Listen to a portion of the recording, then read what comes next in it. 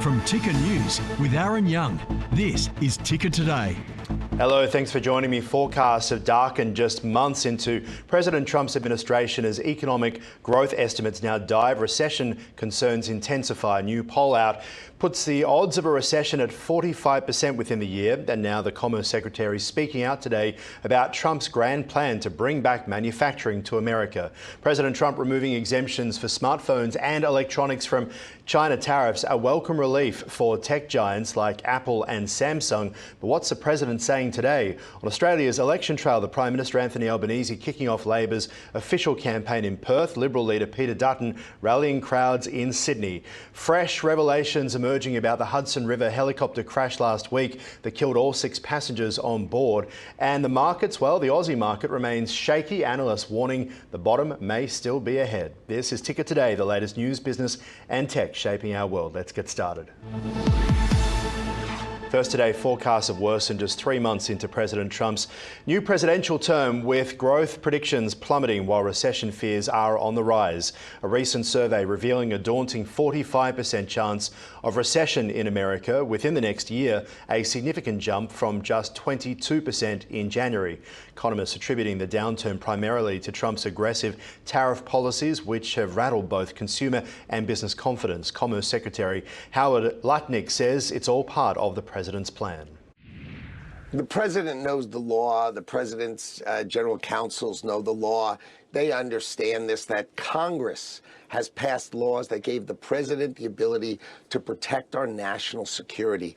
We need to make medicine in America. If you don't think that's national security, you're not thinking it through. We need to make semiconductors in America. We need steel and aluminum in America. We need to manufacture in America. If we just run gigantic trade deficits and sell our soul to the rest of the world, eventually we are going to be the worker for the rest of the world. We're going to be the thinker for the rest of the world, but they're going to manufacture. And if someday they say, gee, we're not sending it to you, we'll be nothing. So I think the president has national security in mind, and he's here to protect America.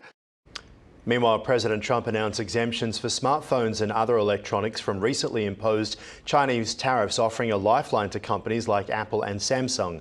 The move follows Trump's earlier executive order, which instituted tariffs of up to 125% on certain imports, causing turmoil in the markets. The exemption applies to 20 product categories, including semiconductors, could significantly benefit US tech manufacturers by reducing costs. Analysts predict this may spark a major rally in tech stocks as markets respond positively to the news. Tensions flared at a diplomacy forum in Turkey as Russia and Ukraine's foreign ministers traded accusations over violations of a US-brokered peace pause in strikes on energy infrastructure. Ukraine claims Russia has launched nearly 70 missiles and thousands of drones against civilian targets since the ceasefire agreement, while Russia insists it has adhered to the terms and cites Ukrainian attacks as provocation. The discussions followed a meeting between the US envoy Steve Witkoff and also the Russian President Vladimir Putin as European allies pledge billions to support Ukraine. Ukraine reports the loss of a second F-16 combat pilot, highlighting the ongoing risks faced by its forces, and Russian drones have resulted in civilian casualties in southern Ukraine, intensifying the humanitarian crisis there.